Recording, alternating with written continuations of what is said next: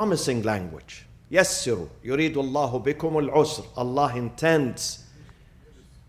يُرِيدُ اللَّهُ بِكُمُ الْيُسْرَ. Allah intends every ease for you, every comfort. Yusr means comfort and ease. وَلَا يُرِيدُ بِكُمُ الْعُسْرَ. He does not intend hardship and suffering and difficulty for you. وَلَا يُرِيدُ بِكُمُ الْعُسْرَ. So the Prophet says, وَيَسِّرُوا وَلَا تُعَسِّرُوا. Make it easy and don't make it tough and harsh and difficult for the people. رَبَّنَا لَا تُؤَاخِذْنَا إِن نَسِينَا وَأَخْطَأْنَا, the dua that we recite in Salat al-Jumu'ah. وَلَا تُحَمِّلْنَا مَا لَا طَاقَةَ لَنَا بِهِ. Do not lay upon us things that we don't have the ability to bear. وَلَا تُحَمِّلْنَا مَا لَا طَاقَةَ لَنَا بِهِ. Make it easy for us. We have certain ability, certain capacity. Above that, we will break. We will break. Every time the Prophet sent, whether a person or a group, for da'wah, for invitation, to guide, to enlighten, he used to remind them of these instructions. Be nice, be kind, don't be harsh, don't frighten people, don't scare them away. Make religion easy for them. Make religion accessible for them. I know several stories. From my humble life, I've seen several episodes.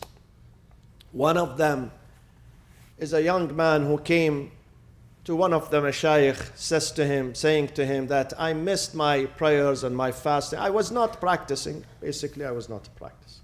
Now that I go to university and I see others, I learned Islam from my peers at school.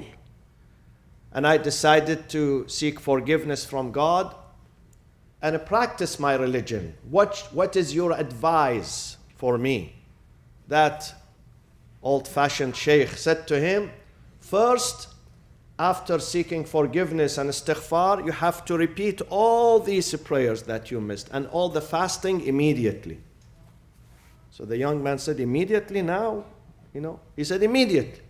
Before you do anything, you have to make up qada, make up all the prayers. Leave everything, even your studies and school.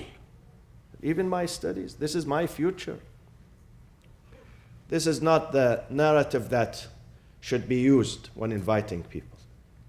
That man, he tells me, he says, I said then Islam is not working for me. Islam is not a good religion. Islam that wants to overburden me from day one, and I leave my study, my school, and stand and ruku' and sujood. This is not a good religion for me. Another person, their son died. He unfortunately committed suicide. So the speaker in his funeral, inviting a speaker to speak in his funeral. In this case, you have to give comfort to the family, to the mother, to the father. They have a tragedy. They lost their son. He started speaking about those who commit suicide. They go to Jahannam straight. Imagine, in his funeral, he's consoling the parents and the family, telling them, he did not say your son goes, but those, in general terms, those who commit suicide, Allah is not going to forgive them and they go to Jahannam.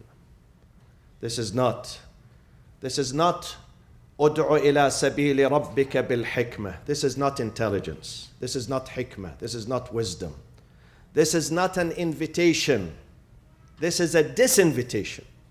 This is telling people, run away from Islam. Islam is not a religion of peace or a humanity. Parents, teachers, elders, scholars, they have to be wise.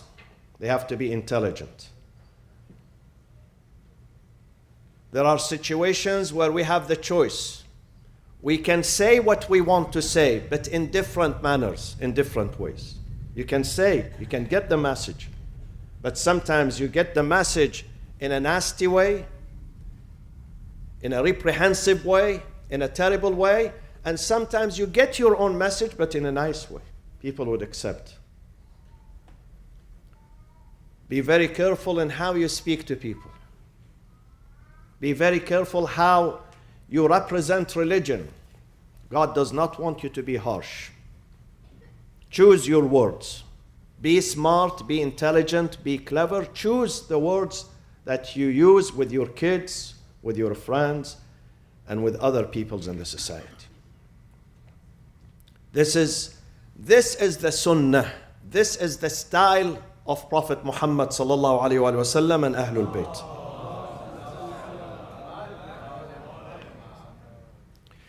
Another story, someone very influential in America, very famous in America.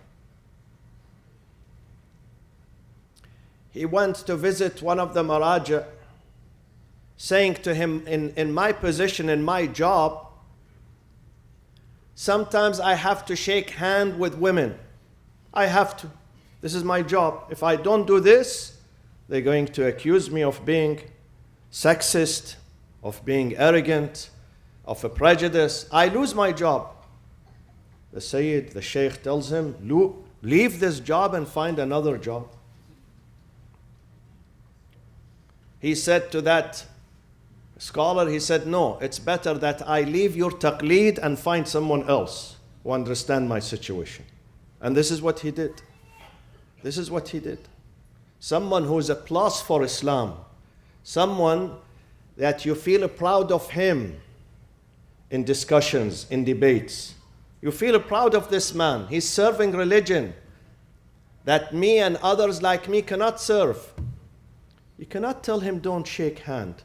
Maybe we should not shake hand, but sometimes it's a state of emergency. Emergency. And the scholars, they say if it is a state of emergency, then it's okay. It's okay. State of you don't initiate, but if someone stretches her hand to you, and that will cause embarrassment for you and others and the audience in public, then it's okay. Hikmah. This is called hikmah. Hikmah. Wisdom and intelligence.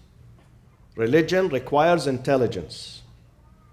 Intelligent people have to handle these matters. Imam al-Sadiq alayhi salatu wassalam says, Rahimallahu abdan, may God have mercy on a servant, habbabana ila nas, make us being loved by people. Habbabana ila nas, walam yubaghidna ilayhim. He does not make us being hated by them. Sometimes we say something, we attribute this to God, to the Prophet, to the Imam. So when we say it wrongly, people are not going to curse me as a person, they're going to curse religion. They're going to curse the Imams and the Prophets. So Imam al-Sadiq says, be careful. Habbabana ila nas. Make us being loved by people. وَلَمْ يُبَغِّضْنَا إِلَيْهِمْ. Not being hated in the eyes of people. This is the wisdom that we have to use. The language that we have to use has to be good language. Religion, God, Quran, the prophets, the imams, they are all full of a beauty and full of kindness and full of attraction. But sometimes we present them not in a good way, not in a nice way. يريد الله بكم اليسر ولا يريد بكم العسر. We have a big responsibility. When we invite, we have to invite with patience, with understanding, and with intelligence, inshallah. بسم الله الرحمن الرحيم والعصر إن الإنسان لفي خسر إلا الذين آمنوا وعملوا الصالحات وتواصوا بالحق وتواصوا بالصبر وصلى الله وسلم على سيدنا محمد وأهل بيته الطيبين الطاهرين.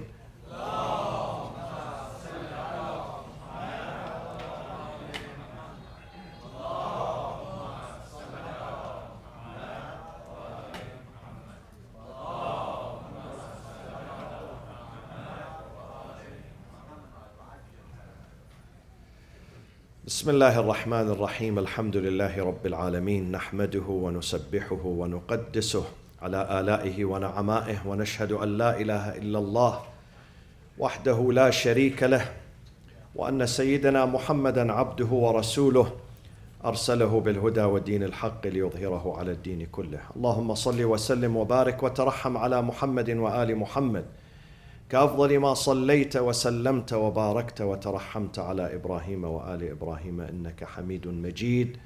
وصل اللهم وسلم على خلفاء نبيك وأوصيائه وأهل بيته وأحبته علي أمير المؤمنين وقائد الغر المحجلين، وعلى البضعة الطاهرة فاطمة الزهراء سيدة نساء العالمين، وعلى سبطي نبي الرحمة وسيدي شباب أهل الجنة الحسن والحسين عليهما السلام، وعلى علي بن الحسين ومحمد بن علي وجعفر بن محمد وموسى بن جعفر وعلي بن موسى ومحمد بن علي وعلي بن محمد والحسن بن علي والإمام الخلف الهادي المهدي عجل الله تعالى فرجه وسهل مخرجه. عباد الله، أوصيكم وأوصي نفسي بتقوى الله ولزوم أمره.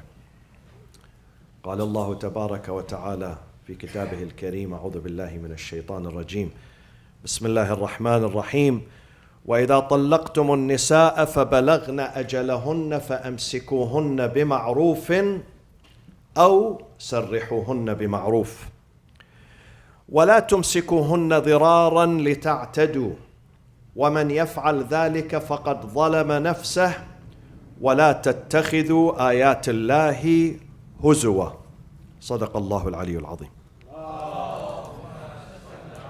One of the major challenges that we face in the Islamic society is that at the time of divorce between the husband and the wife, some men, not all of them, maybe a percentage of them, they refuse to give their wives the religious divorce.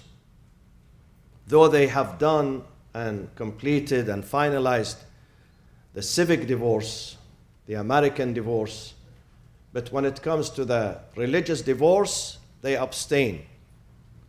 Why they abstain? Though they go and remarry, the man goes and remarries, but he wants, according to the Quran, and this is not something new, this is in the history of the Ummah for hundreds of years. In the words of the Quran, he wants to hurt her, to harm her, so she cannot remarry. He goes and he remarries, but she cannot remarry. God says, don't do this. Do not do this. This is an act of aggression. This is an act of injustice. وَإِذَا طَلَّقْتُمُ النِّسَاء, once you decide to divorce, فَبَلَغْنَ أَجَلَهُنْ, they reach their term, they finish their term. The term here is the iddah, the waiting period. Once the waiting period is over, you have the choice either to hold them back, go back to them, meaning go back to the marriage, فَأَمْسِكُوهُنَّ بِمَعْرُوفٍ, hold them back in an honorable way, honorably, بِمَعْرُوفٍ. Or if it does not work, سَرِّحُوهُنَّ بِمَعْرُوفٍ, leave them honorably too. وَلَا تُمْسِكُوهُنَّ ضِرَارًا, do not hold them up. Hold them up meaning you don't give her the religious divorce. Though she's not your wife anymore, you remarried, you are separated. This separation is several years sometimes. Don't do that. Don't hold her up. Don't deprive her from her right, which is the religious Shari'i divorce. Don't do that. وَلَا تُمْسِكُوهُنَّ ضِرَارًا. ضِرَارًا means you intend to hurt her, because you know that without religious divorce, she cannot remarry. Not only, even if she does not want to remarry, she does not want to be religiously linked and connected to this man anymore. Don't do that. وَلَا تُمْسِكُوهُنَّ ضِرَارًا. ضِرَارًا means hurting them. لِتَعْتَدُوا. So you transgress against them. Udwan, this is udwan, this is aggression. This is a form of injustice and aggression. So,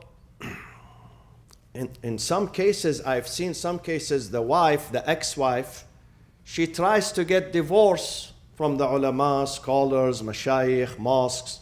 Nobody gives her the divorce because the husband does not want to give divorce. And this is very complicated.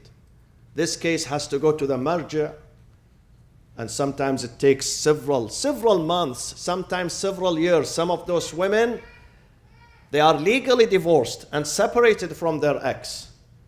But she, for 3, 4, 5, 6, 7 years, she tries to get her religious divorce. She cannot. And she suffers. She lives in a state of limbo, in a state of uncertainty. She does not know what will happen to her. Is she married? If she's single? Is she going to remarry? This is not acceptable. This is an act of wrongdoing and aggression. God says, وَمَنْ يَفْعَلْ ذَلِكَ. A husband who does this, فَقَدْ ظَلَمَ نَفْسَهُ. Indeed, he wronged himself. He wronged himself. Wronging himself means, rather than wronging others, of course, beside wronging his wife, his ex, he's wronging himself because he's going to see the bad result on his life, on his daughter's life tomorrow, on his sister's life tomorrow. He will see the same. فَقَدْ ظَلَمَ نَفْسَهُ. And then God says, وَلَا تَتَّخِذُوا آيَاتِ اللَّهِ هُزُوًا. Do not take God's law in mockery. This is God's law. When the relationship is over, when the love is over, the trust is over, the chemistry is over, the interest is over, that's it. Each one goes into his way. There is no reason to hold her back. There is no reason not to give her religious divorce. There is no reason for that. And this is why in some states, including New York, it started in the state of New York, and now it's here, state of California. A husband who refuses to give his wife religious divorce after consenting to the civic divorce, an American divorce, the judge has the right to force him. And this happened in many occasions. He would force him to go to an Islamic center, a mosque, and perform the religious divorce of his wife and bring the religious certificate to the court to show it to the American judge. Because if God does not work here, then the American judge would work. Someone who does not listen to God, to the Quran, then God makes him follow the American judge. This is the case. Here I have a humble advice to the wives and the husbands. To the husbands I say, don't hold her back. وَلَا تُمْسِكُوهُنَّ ضِرَارًا لِتَعْتَدُوا. Don't refuse to give her religious divorce. When marital life comes to an end, you have to sign the paper, whether it is civic or religious. This is the wording of the Quran. Either take her back if she accepts, go back to marriage, or فَأَمْسِكُوهُنَّ بِمَعْرُوفٍ, honorably, in an honorable way, not by force, in an honorable way. It has to be mutual consent between the husband and the wife. He cannot force her to go back to him. Or فَارِقُوهُنَّ سَرِّحُوهُنَّ بِمَعْرُوفٍ, release her. This is captivity. A loveless marriage is a captivity, is a slavery. It's a torture. It brings all sorts of diseases and sickness to both, to the husband and the wife. They have to put a conclusion to it. Either they go back to each other with love, with kindness, with understanding, with respect, or they are separated also with respect. So don't hold her back. And don't break Allah's law, because this act has consequences. You will see the consequences maybe with your daughter, maybe with your sister, maybe with someone related, maybe in your own life. You will not get tawfiq in your life. This is an act of aggression and oppression. So this is my advice to some husbands who are reluctant to give religious divorce to their ex. My advice to the wives, no, not the wives, the daughters, because the wives it's too late Too late. Since you are married now, we cannot do anything. But to those who are still single and unmarried, you have to be wise and be careful. At the time of nikah, when you do the ceremony, you have the right to ask to have the control of the divorce in your hand. This is an Islamic law. You can ask at the time of nikah, not 10 years after that. Don't come to me now and say it now, say it, I want to know. Too late. If you are married, it's too late. Before marriage, you have to ask your husband and the imam who's conducting the marriage for you that I need haqqut talaq, the right of divorce, to be in my control. Plus his control, my control too. If he consent, he says yes. If you are unhappy with me for any reason, psychological, physical, financial, social, any reason, then you have the right to divorce yourself. I am giving you the right now, at the time of marriage. This is in the fiqh term, this is called al-aqd al-shart al-dhimni, a condition that is within the marriage contract. So be careful. Don't be overtaken by romance. Oh, I love him. No, we are not going to get married because I know. We are not going to get divorced. Some of them are, after 3 months, they call for divorce. Now she's in love with him. He's the best man in this universe. And they write to me his qualities. They make him Yusuf al-Siddiq alayhi salam. After 3 months, no, it didn't work. Sayyid, I'm sorry. I was stupid. So don't be stupid from the beginning. Be wise and ask for the right of divorce in your marriage certificate. In this case, if, God forbids, it didn't work. Everything happens in this life. Everything is possible in this life. Sometimes the love is changed into hate. Sometimes the hate is changed into love. We don't know. We don't know what will happen tomorrow. So at least you can secure your future. You are not being tortured. You don't run after him in this mosque and that place and this court. And you have the right of divorce. You go to the hakim, you go to the religious authority, and you show him the certificate. At that time, he can divorce you. So Allah says, وَلَا تُمْسِكُوهُنَّ ضِرَارًا لِتَعْتَدُوا وَمَنْ يَفْعَلْ ذَلِكَ فَقَدْ ظَلَمَ نَفْسَهُ وَلَا تَتَّخِذُوا آيَاتِ اللَّهِ هُزُوًا. Do not take the words of God, the limits of God, the laws of God, do not take them in mockery. We wish, inshallah, all the marriages, all those who are married, to enjoy, inshallah, a stable life, beautiful life, healthy life, productive life. We wish all our women, inshallah, to be always happy and not to be wronged. Today, small comment before I leave the podium. The Nobel Peace Prize went to a lady called Nargis Mohammadi because she's in jail in Iran. I believe they gave her the Peace Prize not because she is only a human rights activist. We have millions of human rights activists being jailed for not few years, for decades. In Bahrain, there are many men and women who have been jailed for 30 years now.